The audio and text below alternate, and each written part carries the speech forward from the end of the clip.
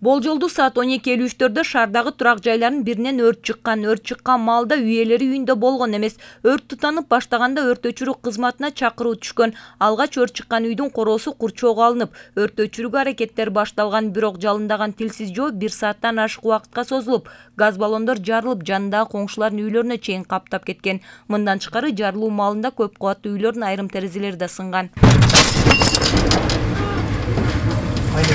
Негизи шаарда Мыйзамсыз көчөдө күйүүчү май саткан жарандар көп. Андыктан аларга ар дайым тиешелүү кызматтар тарабынан түшүндүрүү иш-чаралары жүргөнү менен эч кандай жыйынтык болбой келет. Учурда бир дагы шаарды көзөмөлгө алган кызматтар же шаардык мэрия мыйзамсыз канча бензин саткан тургундар бар экендигин билбейт. Ал эми тиешелүү органдар иш алып барбагандыгы бүгүнкүдөй кырсыктын чыгышын шарттайт.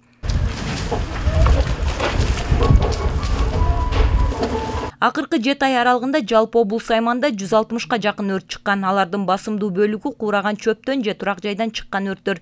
Бүгүнкү өрт өчүрүү маалында тиешелүү кызматтар канчалык аракет кылбасын, жалындаган өрт жанаша жайгашкан үйлөрдүн чатырындагы күйгүзүп кеткен. Андыктан мындай кырсыктын алдын алуу боюнча чечкиндүү аракеттер жүрбөй келет. Мындан тышкары өзгөчө Кырдаалдар министрлигинин Талас областык башкармалынын кызматкерлеринин маалыматында, эгерде көп кубаттуу үйлөрдөн өрт чыга турган болсо, 4-кабатына чейин эле жетүүгө мүмкүнчүлүктөрү бар. Биз өрт өчүрүп аткан учурда 7 газ баллон жарылды. Жергиликтүү тургундар менен 100дан ашык газ баллонду алып чыгышты. Анан бензиндер болсо күйүп бүтүп калды. Анан соседний домдорго өрттү жиберген жокпуз.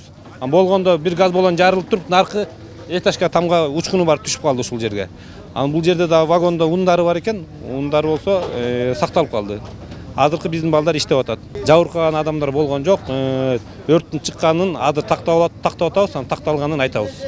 Айта кетсек, бул күнкү турак жайдан чыккан өрт учурунда бир канча сатыкка чыккан газ баллондор сакталып калды. Анткени аларды өрт каптаганча алып чыкканга үлгүрүп калышкан. Ал эми калган үй ичиндеги буюмдар жана керектүү документтер өрттөн күлгө айланып калган. Аптаптуу ысыкта өзгөчө тилсиз жоонун алдын алуу боюнча ар бир жаран аракет көрүшү зарыл. Себеби 1 саат аралыгында үй толук өрттүн жалында калган. Учурда тиешелүү кызматтар өрт эмнеден улам чыккандыгы боюнча тактоо иштерин жүргүзүүдө. Бегайым Асымбаева, Калмурат Мейманбеков, Бакберди Ашурбеков, Талаш шаары.